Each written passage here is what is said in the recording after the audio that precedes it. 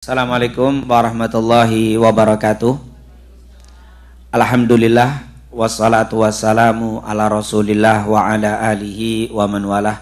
Rabbi syrah li sadri wa yassir li amri wahlul 'uqdatam bil lisani yafqahu qawli. Subhanaka la ilma lana illa ma 'allamtana innaka antal alimul hakim. Allahumma la sahla illa ma ja'altahu sahla wa anta taj'alul hazna idza syi'ta sahla. Birahmatika ya arhamar rahimina, amma ba'd. Segala puja dan puji kehadirat Allah, berkah nikmat, hidayah dan petunjuknya. Alhamdulillah, di hari yang sangat mulia, di bulan yang sangat mulia, di tempat yang mulia ini kita dapat bersama-sama hadir duduk di tempat yang insya Allah dipenuhi dengan rahmat berkah dari Allah Subhanahu wa ta'ala, dengan tujuan yang sangat mulia. Yang pertama tentunya tujuannya menyambung tali silaturahim di antara kita. Yang kedua juga bersama-sama mengisi waktu kita dengan mempelajari dan membahas syariatnya Nabi Muhammad SAW. Semoga semua kemuliaan ini menjadikan kita mulia fid dunia wal akhirah, menjadikan kita mulia di sisi Allah dan juga mulia di sisi makhluknya. Amin ya rabbal alamin.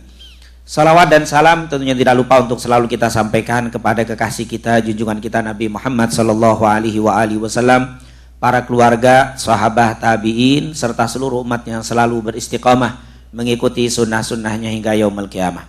Tentunya yang sama-sama kita hormati orang-orang tua kami, baik dari ibu dan juga bapak-bapak. Semoga semuanya dimuliakan oleh Allah Subhanahu wa ta'ala. Dan juga tentunya para hadirin dan hadirat yang dimuliakan oleh Allah Subhanahu wa ta'ala. Pada pertemuan pembukaan kita di hari ini, saya mengambil judul Ramadan, bulan kasih sayang Allah. Mungkin ada yang bertanya, kok Ramadan menjadi bulan kasih sayang? Bukankah Ramadan ini malah bulan susah? Nah, kenapa susahnya? Disuruh kita berpuasa, tidak boleh makan, tidak boleh minum dari subuh sampai masuk terbenamnya matahari waktu maghrib. Bahkan syahwat, berbicara dan sebagainya banyak dilarang. Kok dibilang bulan kasih sayang? Nah, ternyata Allah Subhanahu wa ta'ala menjadikan bulan ini sebagai bulan kasih sayang Allah. Tentunya kasih sayang Allah ini akan diberikan kepada yang mau. Tidak setiap orang dikasih. Beriman, tidak beriman, taat, tidak taat, tidak. Dikasih bagi orang-orang yang taat kepada Allah. Kita lihat coba apa sih kasih sayang Allah yang terlihat di dalam bulan Ramadan ini. Tentunya cukup banyak. Kalau kita mau kembali kepada Quran dan hadis, cukup banyak hikmah daripada puasa Ramadan ini. Tentunya kita khususkan di bulan Ramadan karena kita masih berada di bulan Ramadan. Walaupun tentunya nanti Ustaz, apakah ini puasa khusus di bulan Ramadan, di luar bulan Ramadan juga punya kemuliaan puasa itu, tetapi kita khususkan di sini di bulan Ramadan. Yang pertama, kita akan tahu Ramadan ini bulan kasih sayang Allah kalau kita mengetahui hikmah-hikmah daripada puasa tersebut. Oleh karena itu, sesi pertama saya akan membahas tentang kemuliaan puasa atau hikmah puasa bulan Ramadan berdasarkan Quran dan hadis. Nanti seksi kedua kita buka tanya jawab supaya tidak jenuh majelis ini, kita buka tanya jawab. Silakan pertanyaan yang berkaitan dengan apa yang kita bahas atau pertanyaan di luar materi yang kita bahas. Yang pertama, hikmah puasa Ramadan supaya sekali lagi mengetahui bagaimana kasih sayang Allah Subhanahu wa taala. Yang pertama, hikmah berpuasa di bulan Ramadan cukup banyak sekali. Di antaranya, yang pertama yaitu jalan menuju ketakwaan. Jadi Allah ternyata menginginkan kita menjadi orang yang bertakwa. Dengan cara apa? Diperintahkan untuk berpuasa. Jadi puasa ini bukan untuk menyulitkan. Puasa ini bukan untuk nyiksa.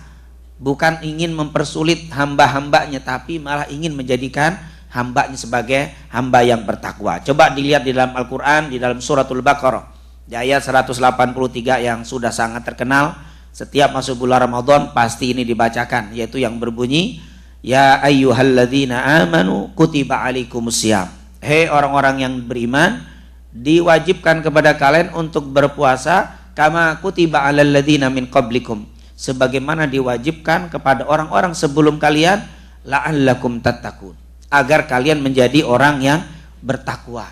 Jadi bukan supaya kalian lemah, supaya kalian susah, tidak. La'allakum tattaqun, tujuannya satu, supaya kalian menjadi orang yang bertakwa kepada Allah Subhanahu wa ta'ala. Subhanallah, ini luar biasa. Ini merupakan apa? Hikmah yang paling tinggi. Jadi tidak ada kata-kata supaya kalian susah, supaya kalian merasakan lapar dan haus, tidak. Tapi supaya kalian menjadi orang yang bertakwa.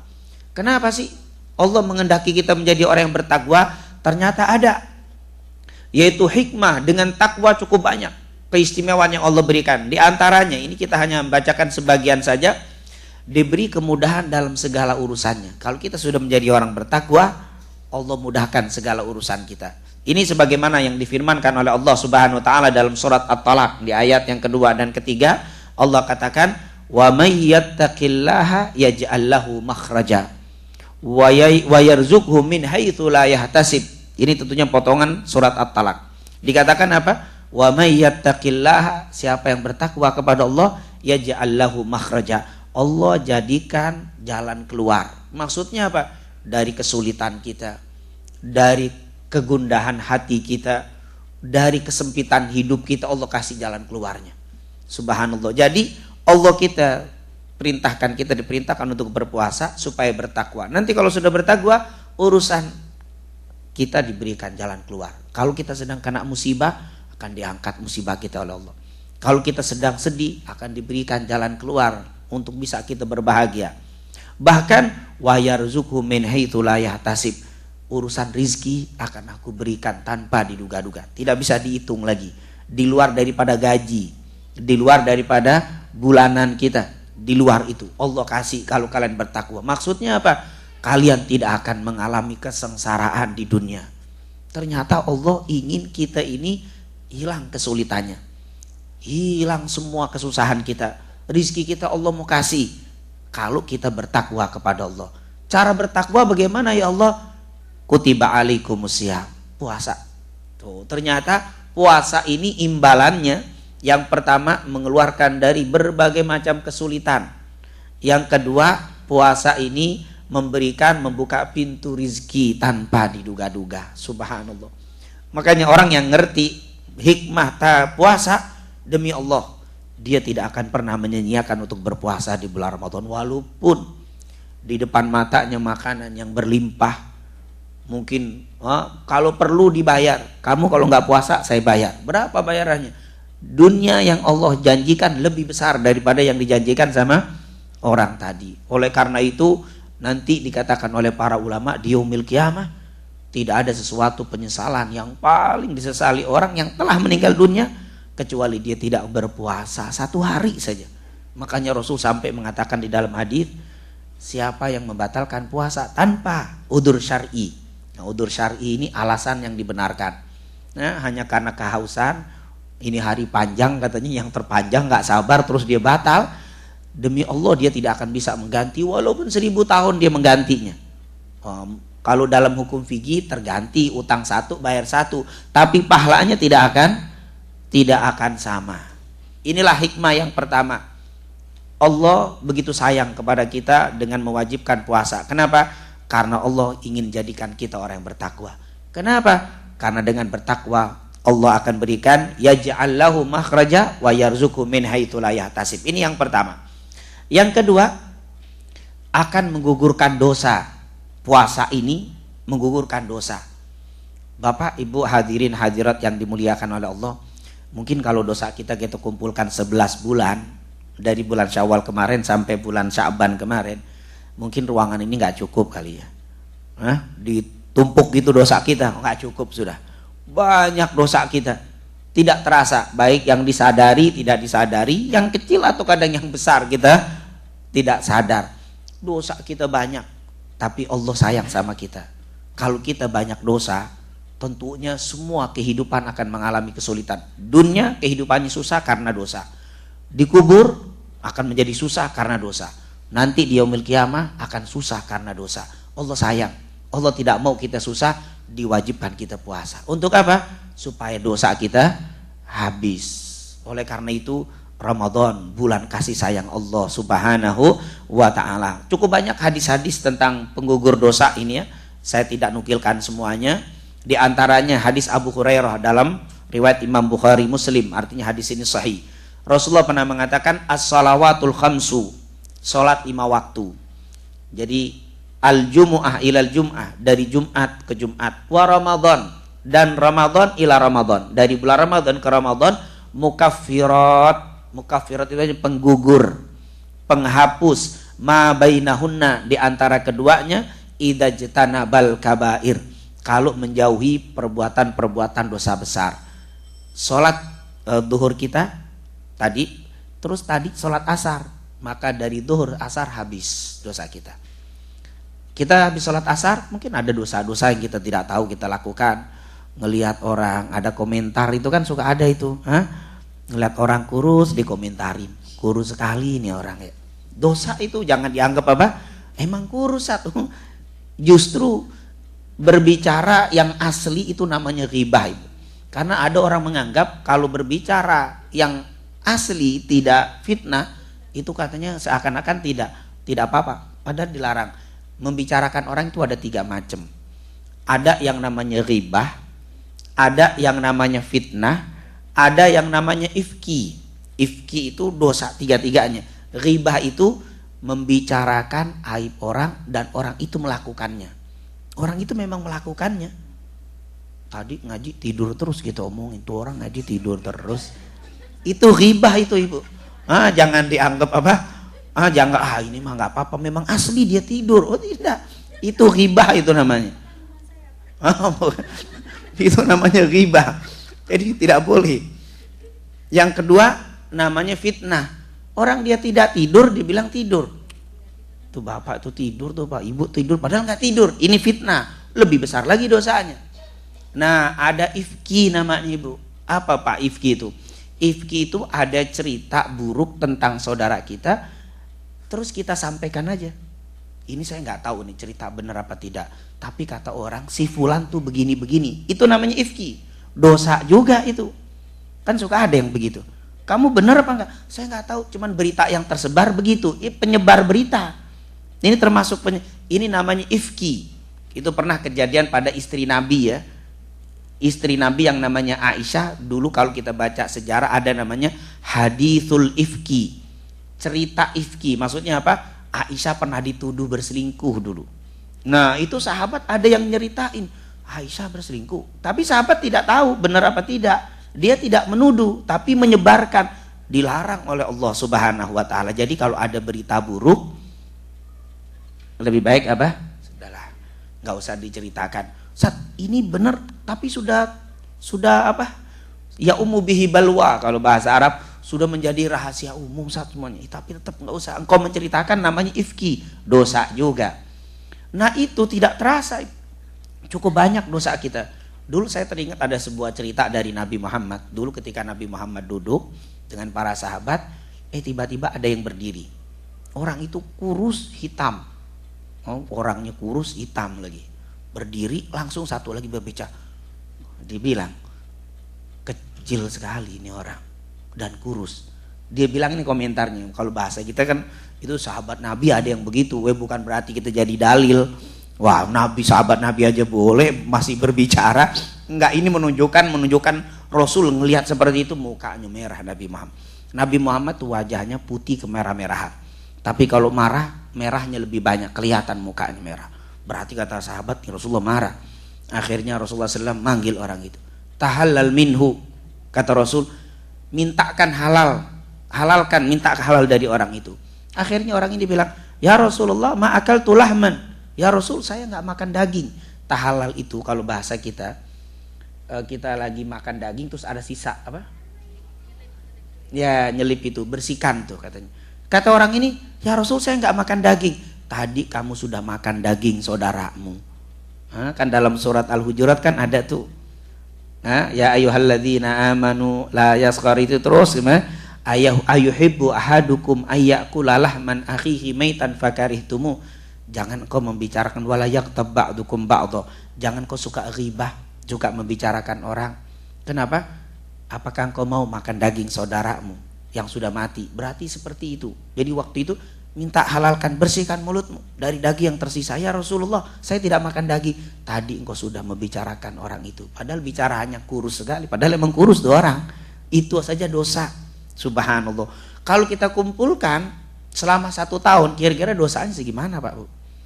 Ya Allah, ini masjid nggak cukup, ini keluar dosa kita kebanyakan. Tapi jangan khawatir, Allah sayang sama kita. Di bulan ini dihabiskan.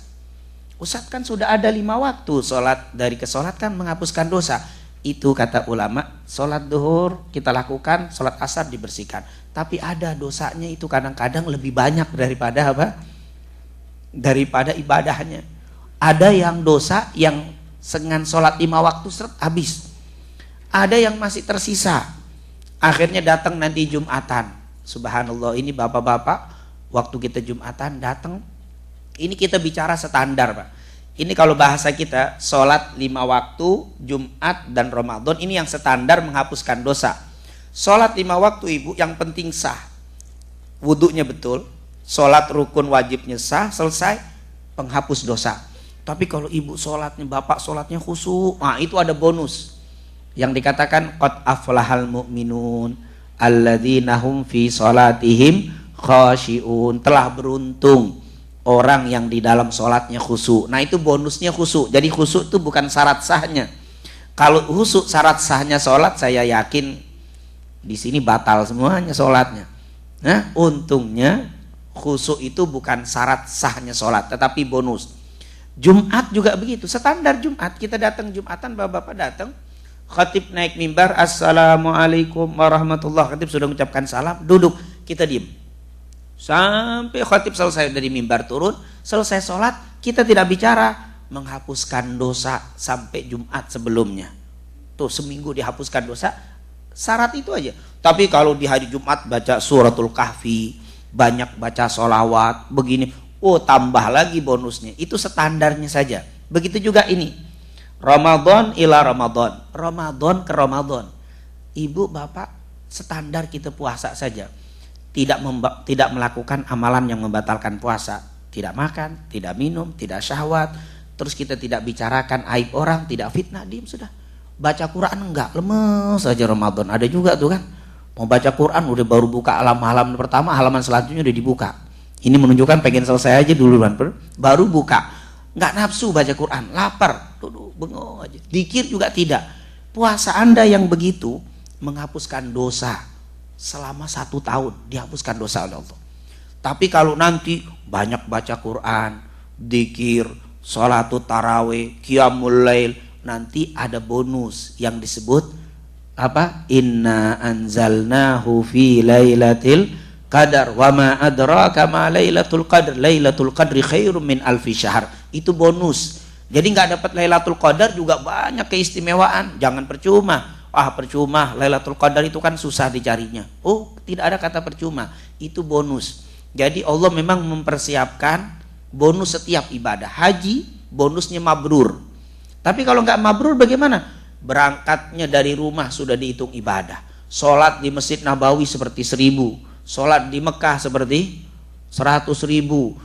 Mencium Hajarul Aswad dan seterusnya, wukuf di Padang Arafah, itu semua pahala. Tapi kalau maksimal full dapat mabrur. Apa dikatakan? Ramadan ila Ramadan mukaffirat bainahuma wal hajju mabrur laisa lahu jazaa'un illal jannah. Itu balasannya surga. Jadi bonus. Ini Ramadan standarnya saja menghapuskan dosa. Subhanallah. Luar biasa. Makanya orang ketika datang bulan Ramadan, para ulama salafus soleh dulu, gembiranya Rasul sallallahu alaihi wasallam. Di dalam riwayat Anas ibn Malik. Hadis ini diriwayatkan oleh Imam Ahmad di dalam kitabnya Al-Musnad.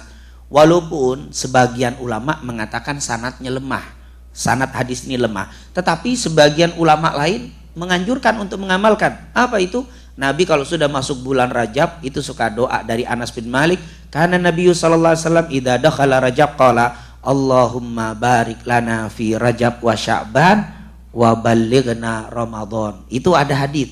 Rasul kalau sudah masuk bulan Rajab suka berdoa, ya Allah berikanlah keberkahan kepada kami di bulan Rajab dan Sya'ban dan keberkahan di bulan Ramadan. Dalam riwayat lain, sampaikan kami di bulan Ramadan. 2 bulan sebelum datang Ramadan, Nabi sudah minta supaya masuk ke dalam bulan Ramadan. Kenapa? Karena kemuliaan Ramadan. Ulama-ulama salaf dulu, orang-orang dulu, kalau dia sakit di zaman sahabat, di zaman tabi'in, di zaman Nabi Muhammad kalau sedang sakit parah di bulan Rajab dia akan berdoa, ya Allah, jika penyakitku ini berakhir dengan kematian, matikanlah aku di bulan Ramadan, jangan di bulan ini. Ya Allah, mintanya di bulan Ramadan. Kenapa? Karena mereka tahu masuk bulan Ramadan puasa standar saja habis dosanya. Oleh karena itu bergembira mereka menyambut bulan Ramadan. Alhamdulillah kita yang dipilih oleh Allah termasuk di antara hamba-hamba yang dipanjangkan umur dan bisa mendapatkan taufik hidayah, bisa berpuasa di bulan Ramadan. Ini luar biasa. Tahun kemarin mungkin ada saudara kita, teman kita, tetangga kita berada di sebelah kita, tapi saat ini sudah tidak ada, dipanggil oleh Allah. Demi Allah, di dalam penjelasan para ulama, ahli kubur itu ketika dia meninggal yang paling disesali tidak bertemu dengan bulan Ramadan. Oleh karena itu kita bersyukur sekali, dan insya Allah kita termasuk orang-orang yang bersyukur dan dijadikan oleh Allah betul-betul mendapatkan ampunan di bulan Ramadan ini. Amin ya rabbal alamin. Jadi hikmah puasa Ramadan menggugurkan dosa. Kenapa Allah janjikan menggugurkan dosa? Kenapa enggak yang lain? Oh ternyata lihat ada hadis dari, ini tentunya hadis yang lain. Man qoma Ramadhana, siapa yang menghidupkan malam Ramadan dengan penuh keimanan dan penuh harap pahala dari Allah, diampuni dosa-dosa yang telah lalu. Maksudnya sholat tarawih. Tarawihnya saja ibu. Ini baru sunnahnya. Sholat tarawih kan sunnah. Sunnahnya saja menggugurkan dosa. Allah, makanya saya sedih kadang-kadang, nggak tahu nih di Los Angeles ini terjadi apa tidak. Tapi kalau di misa suka terjadi. Masuk tarawih ribut, saling membid'ahkan. Yang benar 11, ada yang bilang apa? 23, sampai saling menyalahkan. Ada yang nggak mau, waduh sholatnya 11 nih, malas, bid'ah, mundur dari masjid. Ada, wah 23 nih bid'ah, waduh saling bid'ahkan. Padahal bid'ah itu kan sesat. Masa saling menyesatkan gara-gara sholat tarawih? Orang nggak sholat tarawih aja nggak sesat. Kan sholat tarawih ini hukumnya apa? Sunnah. Kenapa jadi persatuan kita, persaudaraan kita jadi pecah gara-gara sunnah? Ini kata ulama, tarkul wajib bis sunnah. Ada orang yang meninggalkan ibadah wajib gara-gara mencari ibadah sunnah. Maksudnya apa? Menimbulkan permusuhan, saling menyesatkan, saling menyesatkan gara-gara perbuatan sunnah. Menjaga persatuan hukumnya wajib, sementara menjadikan sholat tarawih adalah sunnah. Oleh karena itu kita harus tahu ini adalah sunnah. Yang 11 silahkan, yang 23 silahkan, yang 33 silahkan, 39 silahkan. Imam Malik 39. Imam Malik, saya memang ikutin Imam Malik, 39 rakaat. Kalau Imam Syafi'i 23, Imam Ahmad 23. Ulama bilang Imam Ibnu Hajar al-Asqalani, Imam Ahmad bin Ali bin Hajar al-Asqalani itu pensarah kitab Sahih Bukhari. Dia bilang apa? Kami kalau sedang kuat kami 11 rakaat. Tapi kami kalau sedang lemah, capek, kami dirikan 23 rakaat. Nah, terbalik kan? Kalau sedang kuat berapa? 11, tapi kalau sedang lemah 23. Maksudnya gimana? Karena selesainya sama. Kalau 11 tentunya berdirinya lebih lama. Kalau 23 kan ada apa? Santainya. Namanya sholatut tarawih. Zaman Nabi dulu namanya qiyamul lail. Makanya di sini di hadisnya man qoma, siapa yang mendirikan atau menghidupkan malam. Tapi kalau di zaman sekarang, di zaman ulama suka disebut tarawih. Tarawih itu artinya santai. Nah lihat, ibadah sunnahnya saja menggugurkan dosa. Ustaz, kenapa sih Allah janjikan puasa itu menggugurkan dosa? Apa sebab kita digugurkan dosa? Kenapa? Ternyata ada sebuah hadis dari penjelasan para ulama, dosa adalah penghalang kita untuk mendapatkan rizki yang berkah. Ini dosa menyebabkan penghalang rizki. Mungkin orang yang berbuat dosa tetap juga dapat rizki. Orang yang maksiat tetap dapat rizki, tapi tidak ada berkah. Ustaz, berkah itu apa sih? Berkah di dalam bahasa Arab an-numu wa ziyadah. An-numu, numu itu artinya tumbuh, ziyadah berkembang. Itu namanya rizki yang bermanfaat untuk akhirat kita. Orang yang rizkinya tidak berkah, dia makan betul badannya gede, betul dia sehat, betul dia nggak sakit, tapi semangat ibadahnya tidak ada. Rizki yang dimakan yang tidak berkah tidak menimbulkan semangat ibadah. Tapi rizki yang dimakan menumbuhkan semangat ibadah, itu rizki yang berkah. Ini kata-kata berkah dari arti bahasa, sesuatu yang tumbuh dan berkembang. Bahkan menjadi sebab turunnya berbagai macam kesulitan hidup dan kegundahan hati. Itu dosa. Dosa itu yang menyebabkan rizki kurang berkah, hati jadi nggak tenang, gundah. Mungkin kalau bahasa Jakarta kata galau. Nggak tahu sebab, duit ada, rumah cukup, kendaraan ada, tapi kok hati nggak bisa tenang. Itu namanya gundah, tidak jelas, tidak bisa diobati dengan uang. Itu kegundahan hati. Begitu juga berbagai macam kesulitan. Oleh karena itu Nabi pernah mengatakan, dari Ibnu Abbas, Rasulullah SAW pernah bersabda, man lazimal istighfar, siapa yang mengkontinyukan, melazimkan astaghfirullah, astaghfirullah, suka baca istighfar, ja'alallahu lahu min kulli hammin faraja, maka Allah akan berikan dari kegundahan hati menjadi kelapangan hati. Wa min kulli dzikin makhraja, dari kesempitan hidup akan dilapangkan kehidupannya. Wa razaqahu min haitsu la yahtasib, diberikan rezeki tanpa diduga-duga. Lihat siapa yang melazimkan istighfar. Kenapa? Karena dengan istighfar dosa bersih. Dengan dosa bersih lapang hati. Kehidupan Allah berikan kenikmatan. Rizki Allah buka keberkahannya. Lihat, ternyata Ramadan dijadikan sebagai penggugur dosa supaya kita mendapatkan kenikmatan di dalam kehidupan ini. Subhanallah. Makanya kalau kita tahu hikmah, luar biasa. Bahagia kita bisa masuk ke dalam bulan Ramadan. Bahkan kemalasan orang ibadah juga gara-gara dosa katanya. Di dalam hadis, dulu ada ulama-ulama pernah ditanya, ya Syekh, hai guru, saya ini baca Quran pinter, bisa, lancar, tapi kok malas sekali baca Quran. Apa kata beliau? Dzunubuka tahulu bainaka wa bainal Quran. Dosa-dosamu lah yang menghalangi kamu dengan Al-Quran. Kalau kamu banyak dosa, jadi malas memang ibadah itu. Jadi malas. Tapi kalau dosamu dibersihkan, makanya Ramadan dihapus dosanya. Kita gampang sholat, ya Allah, enteng, berjamaah, baca Quran, kadang-kadang ada yang khatam, padahal 1 tahun gak pernah khatam. Tapi kalau Ramadan kok cepat, mudah. Iya, karena dibersihkan dosa kita, bukan dibuat-buat. Emang enteng. Sholat qiyamul lail bisa 11 rakaat. Padahal di hari biasa witir aja kadang ketinggalan. Witir kan bisa cuman 1 pun bisa, tapi kadang-kadang kelewatan. Kenapa? Dunub, karena dosa itulah yang menghalangi kita. Ramadan, ya Allah, jangankan menghibah orang, ngedengar orang gibah kadang kita ingetin, jangan ngomongin orang Ramadan. Padahal sebelum Ramadan dia ngomongin orang juga. Tapi Ramadan bisa menegur orang. Ini kenapa? Karena dibersihkan dosa, enteng kita ibadah. Subhanallah. Oleh karena itu, pantas kalau kita katakan Ramadan bulan kasih sayang Allah Subhanahu wa ta'ala. Allah ingin menjadikan kita orang yang bertakwa, karena dengan ketakwaan semua permasalahan hidup akan diberikan kemudahan oleh Allah. Yang kedua, Allah ingin dosa-dosa kita dibersihkan. Karena dengan dosa-dosa menjadikan sebab berbagai macam musibah. Allah ingin angkat musibah kita dengan dibersihkan dosa kita. Yang ketiga, dimudahkan jalan menuju surga. Surga digampangkan menujunya. Abu Hurairah radhiyallahu an, ini hadis terkenal Bukhari Muslim. Ya, dikatakan di dalam hadis riwayat Abu Hurairah radhiyallahu an, Rasulullah pernah bersabda, "Idza dakhala syahru Ramadan", apabila masuk bulan Ramadan, futihat abwabus sama, dibuka pintu-pintu surga. Wa ghulliqat abwabu jahannam, ditutup pintu-pintu neraka. Wasul silatis syayatin, dan diikat setan, dirantai setan itu.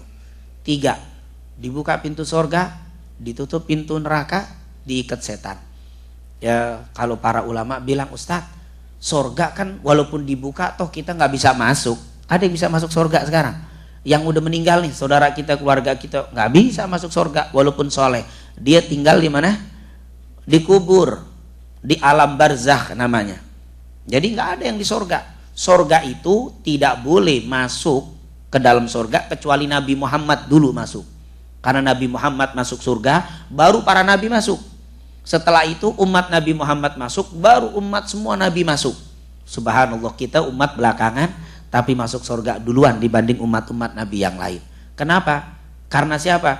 Karena Nabi Muhammad SAW. Bangga kita menjadi umat Nabi Muhammad Sallallahu Alaihi Wasallam. Lihat, surga tidak bisa, dan belum, surga nggak bisa dimasukin kecuali nanti dimasukin oleh Rasul lebih dulu. Yang kedua, surga itu tidak dimasuki kecuali setelah yaumul kiamah. Setelah hari kiamat, ditiupkan sangkakala yang kedua, bangkit, dikumpulkan di padang mahsyar, dihisap, dihisap. Setelah dikasih kitabnya yang baik dari sisi kanan, yang buruk dari sisi kiri, dihisap semuanya, diperhitungkan amal-amal kita. Setelah selesai, disuruh lewat Shiratal Mustaqim. Nah, lolos dari Shiratal Mustaqim, surga. Kan sekarang belum ada mahsyar, berarti surga belum dimasukkan oleh semua orang. Lalu dibuka untuk apa, Ustaz? Nah, di sini kata ulama, dibuka pintu surga, ditutup pintu neraka. Kata para ulama menjelaskan hadis Bukhari ini, bahwa di bulan Ramadan ini dimudahkan setiap orang untuk beramal-amal soleh yang menghantarkan masuk ke dalam surga.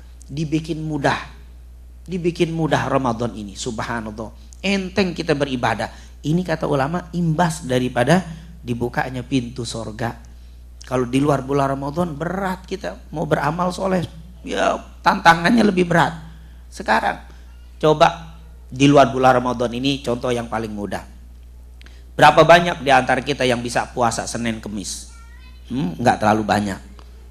Jangankan anak-anak kita disuruh puasa Senin Kemis, bapak ibunya aja kadang-kadang berat ini ya puasa Senin Kemis. Memang bulannya bukan Ramadan, tapi waktu masuk bulan Ramadan, jangankan bapak ibu, anak kita puasa.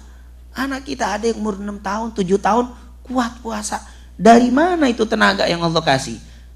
Tuftahu abwabul jannah, dibuka pintu sorga sehingga mudah mereka berpuasa. Subhanallah. Nggak ada yang banyak macam-macam, minta macam-macam. Coba di hari lain, oh jangan anaknya, kitanya berat. Nah, inilah luar biasa. Kesempatan untuk banyak beribadah adalah di bulan Ramadan. Kesempatan amal-amal baik untuk menuju surganya Allah Subhanahu wa ta'ala. Ditutup pintu neraka, berat kita mau maksiat, malu kadang kita. Maaf, kalau di sini insya Allah alhamdulillah, yang muslim saya lihat ini setelah saya beberapa tempat di Amerika ini, yang muslim justru kelihatan sekali. Kalau di Indonesia kadang-kadang yang muslim agak samar, kadang-kadang yang muslim seperti bukan orang muslim.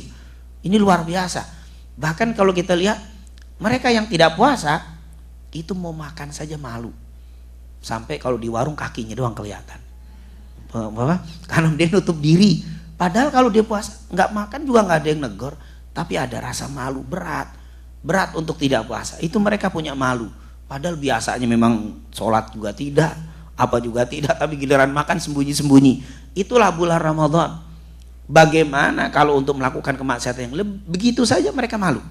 Subhanallah. Inilah luar biasa, ditutup pintu neraka dan diikat setan. Nah ini diikat setan, Ustaz, ada yang bilang nih, Ustaz, setan ini diikat, ini setan diikat apa ada makna yang lain? Oh banyak. Kalau kita baca terjemahannya banyak penjelasan ulama. Ada yang bilang di bulan Ramadan itu orang tidak makan, tidak minum, sehingga orang yang lapar itu kata istilahnya begini. Idza syabi al-batan, kalau perut itu kenyang, syahwat lapar. Jadi kalau perut kenyang itu syahwat itu. Apa? Mau melakukan maksiat atau melihat sesuatu yang haram itu ada semangat karena perutnya lapar, perutnya kenyang, syahwatnya lapar. Tapi idza khala'ul batan, tapi kalau perutnya lapar, syahwatnya kenyang. Kalau ini lapar sudah malas, mau ngeliat sesuatu yang haram, mau ngomongin orang, mau bicarakan ghibah, udah lemes. Kenapa? Karena perutnya lapar, syahwatnya kenyang. Nah, ada yang begitu. Oh, ternyata Ramadan itu karena perutnya lapar, akhirnya syahwatnya kenyang, setan seperti tidak berdaya. Nah, itulah dianggap setan diikat. Ada yang menerjemahkan begitu. Ada yang bilang setan itu seperti diikat itu seperti, bukan diikat asli. Kenapa?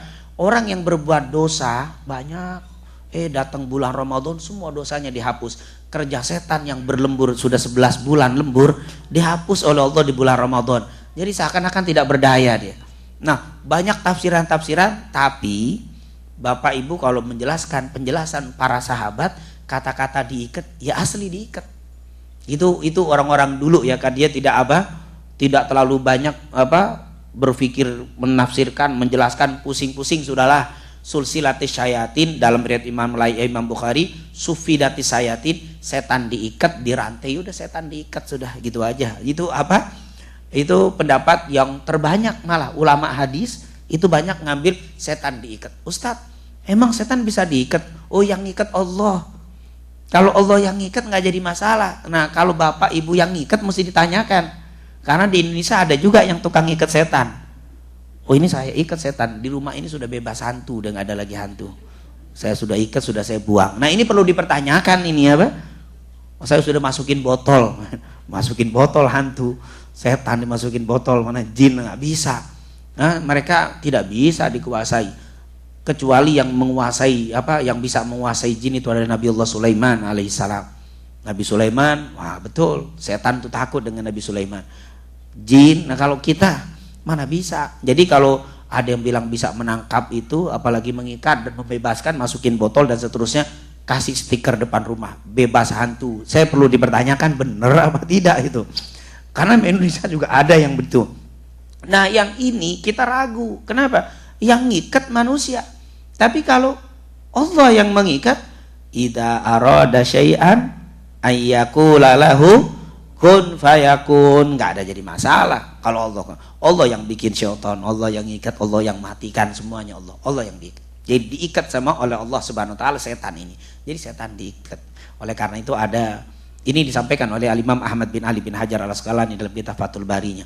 Dia bilang berarti setan itu selama 12 bulan, 11 bulan maksiat, goda orang terus, tapi Ramadan libur. Libur, jadi tidak ada maksiat. Jadi kalau ada yang maksiat juga bulan Ramadan, keterlaluan ya. Setan aja libur, masa itu orang nggak ada liburnya maksiat? Aduh, kata setan keterlaluan itu orang tuh. Saya saja libur, ini nggak pernah libur ini. Ah, ini jangan sampai waliyadzubillah akan ditertawakan sama setan kalau yang masih bermaksiat di bulan Ramadan ini. Luar biasa, ini bulan Ramadan habis. Tapi timbul pertanyaan mungkin dari Bapak Ibu, Ustadz, setan diikat tapi kok masih ada yang bermaksiat? Siapa yang goda? Oh, kalau orang yang masih bermaksiat ada dua kemungkinan kata ulama. Yang pertama, syahwat, Ibu. Syahwat itu innan nafsa la'ammaratin bisu, bahwa syahwat itu kadang-kadang mendorong kita untuk berbuat apa? Buruk. Ini yang pertama. Atau yang kedua, karena memang dia boleh jadi murid teladannya setan mungkin. Oh, Ustaz, bagaimana ngomong begitu kasar sekali? Oh, tidak. Ketika anak saya atau anak kita pertama mau sholat, kita suruh. Mungkin pertama-tama kita tegur dengan keras kalau ini anak yang nakal, tapi kalau anak kita disuruh sholat sementara mereka umur 7 tahun, kita mulai latih, tentunya insya Allah menjadi anak yang nurut. Tapi ada orang yang susah sholat, mungkin waktu pertama kali kita bawa pentungan, bawa tongkat, sholat tidak, kalau tidak saya pukul, bapak pukul nih. Wah, ini orang pertama, si anak tadi takut karena dengan apa? Tongkatnya si bapak tadi. Sekali takut dengan tongkat, 2 kali takut dengan tongkat, mungkin 3 kali sudah nggak pakai tongkat lagi. Bapaknya nggak bawa tongkat, ayo sholat. Wah, denger bapaknya langsung udah. Karena pertamanya kalau nggak tongkat nggak berani, nggak mau sholat ya. Lama, si bapaknya nggak pakai teriak lagi. Sholat, sudah nggak ada nada keras tuh orang sholat sudah. Lama, bapaknya nggak pakai ngomong sholat. Wah, denger suara bapaknya inget sholat langsung. Lama-lama ngelihat bapaknya saja sudah sholat. Lama-lama tanpa ada bapaknya pun dia tetap sholat. Begitulah mungkin setan pertama kali merayu, membujuk orang ini maksiat. Dibujuk. Lama-lama nggak pakai dibujuk sudah apa? Sudah maksiat. Setannya diikat tetap aja dia apa? Dia maksiat. Itulah yang sudah menjadi teladan kalau bahasa saya. Nah, inilah betul-betul Ramadan, bulan yang luar biasa. Yaitu ditutup pintu neraka, dibuka pintu sorga. Ramadan jalan paling cepat dan paling mudah masuk ke dalam sorganya Allah Subhanahu wa ta'ala. Yang keempat, apa hikmah Ramadan? Kasih sayang Allah di bulan Ramadan, dijauhkan dari api nerakanya Allah. Hadis riwayat Imam Muslim, hadis sahih dari Abu Sa'id Al-Khudri. Rasulullah pernah bersabda, man shoma yauman fi sabilillah, siapa yang puasa 1 hari saja karena Allah, bukan karena ikut-ikutan. Kenapa Bapak puasa? Ah, nggak enak, soalnya pada puasa, masa saya nggak puasa? Ini bukan yang model begini. Kenapa Anda puasa? Allah telah menyuruh saya puasa sebagai orang Islam. Allah telah memerintahkan saya untuk berpuasa sebagai seorang muslimah. Nabi juga nyuruh saya puasa, bahkan Nabi puasa, makanya saya puasa. Ini orang yang puasa 1 hari saja fisabilillah, ba'adahullahu wajahu anin nar sab'ina kharifa. Allah jauhkan wajahnya 70 tahun dari api nerakanya Allah. Kalau 1 hari 70 tahun, bagaimana dengan sebulan? Di bulan Ramadan, ya Allah, jauh orang itu dari api nerakanya Allah Subhanahu wa taala. Oleh karena itu ini sebuah nikmat yang sangat-sangat besar, kita masuk bulan Ramadan dan bisa berpuasa. Ini menunjukkan Allah begitu sayang kepada kita, Allah begitu cinta kepada kita, sampai-sampai yang berpuasa akan dijauhkan dari api nerakanya Allah. 1 hari. Di dalam hadis ini yauman itu kan 1 hari. 1 hari 70 tahun, Bu.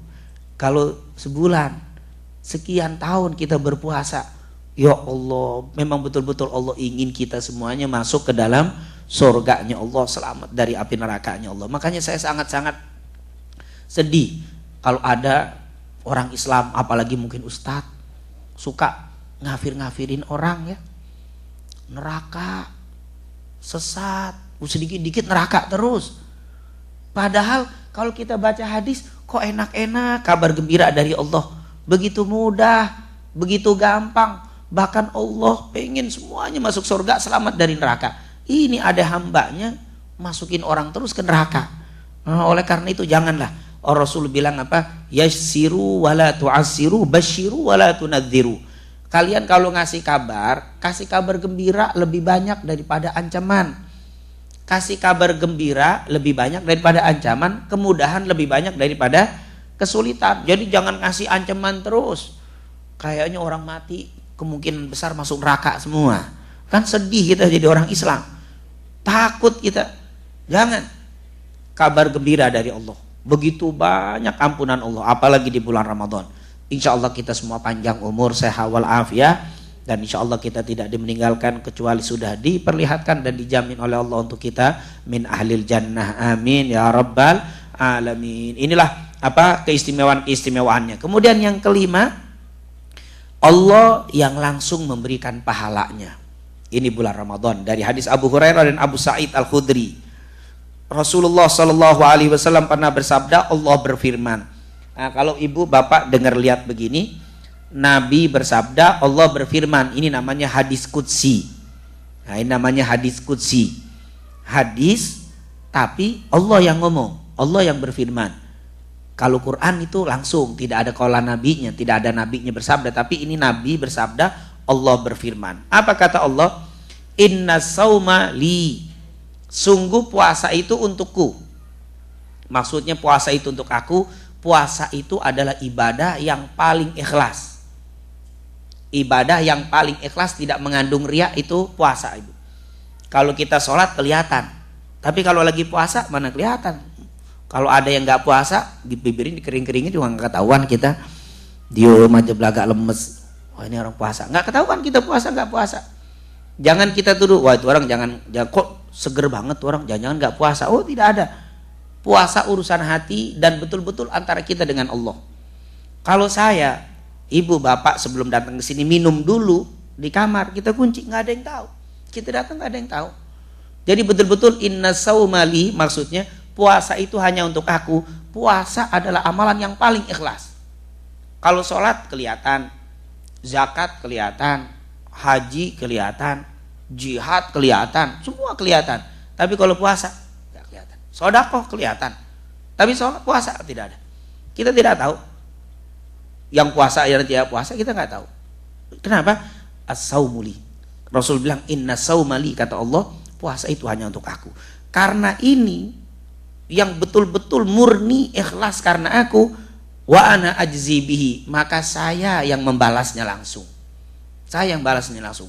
Jadi bukan malaikat. Kalau ibadah yang lain, sholat, malaikat tulis untuk hambaku itu sekian. Dia baca Quran, tulis untuk hambaku itu sekian. Malaikat disuruh nulis. Tapi kalau puasa tidak. Wa ana ajzi, malaikat nggak usah tulis.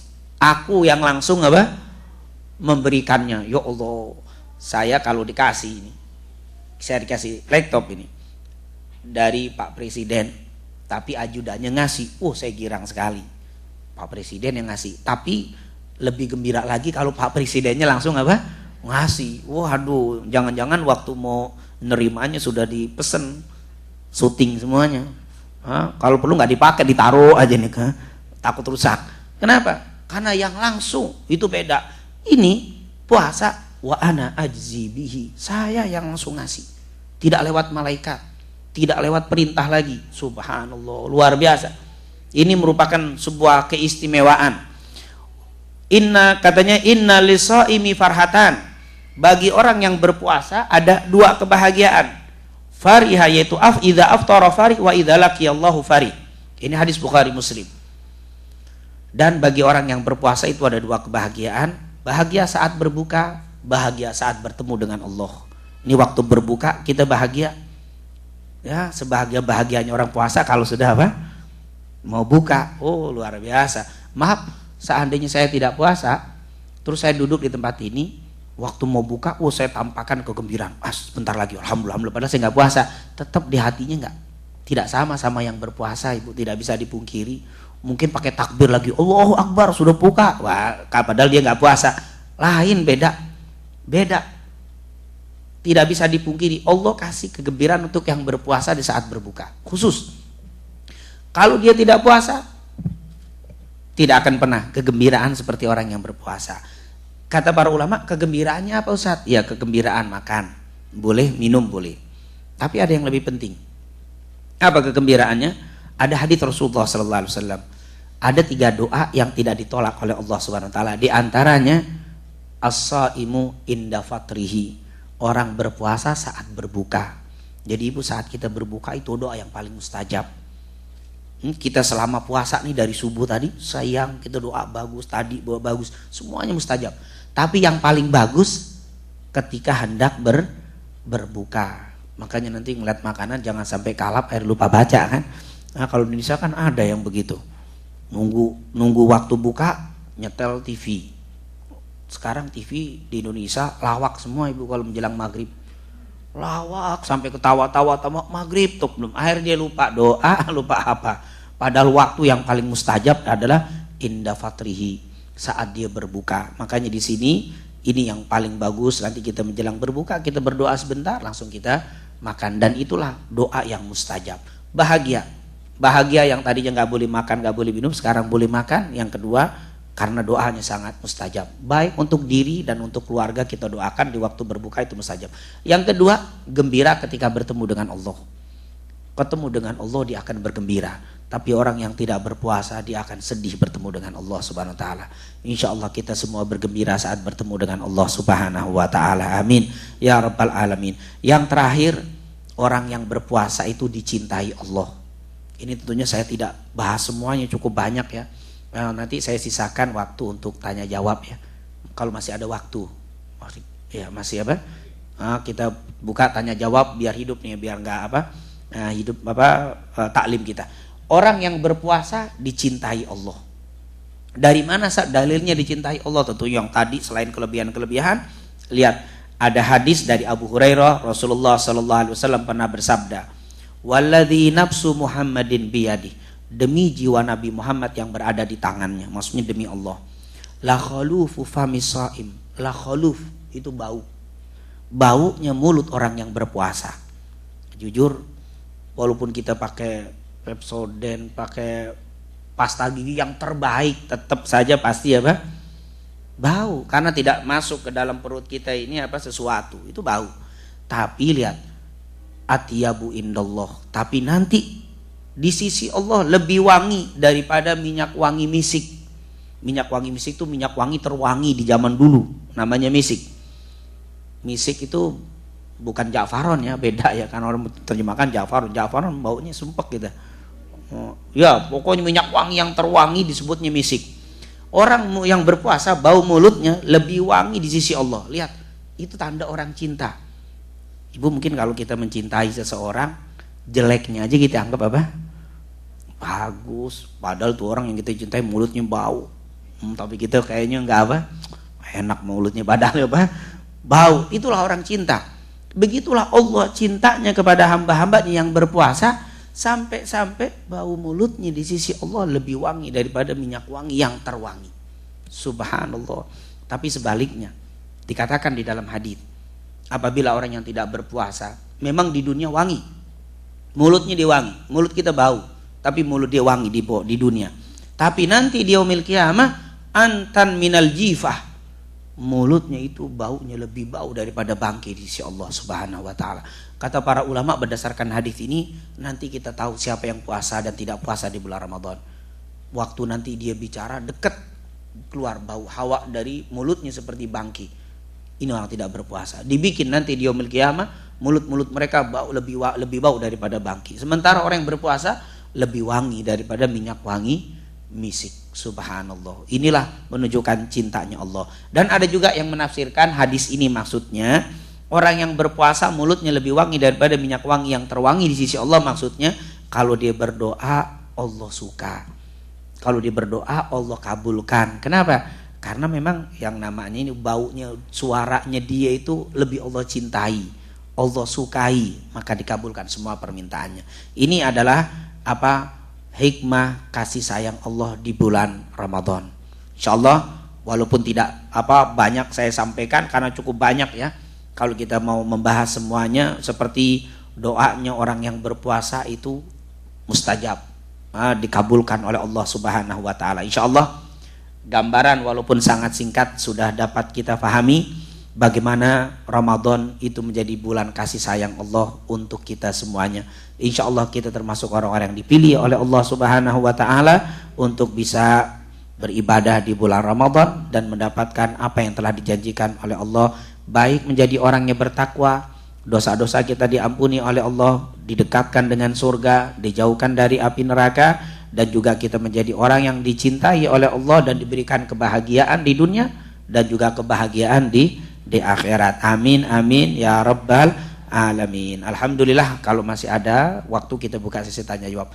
Silakan pertanyaan seputar apa yang saya bahas atau kita bahas bersama, atau kalau tidak mungkin silakan pertanyaan yang lainnya. Kalau bisa langsung saya bahas, kalau tidak insyaallah pertemuan akan datang masih ada, kita akan bahas kembali.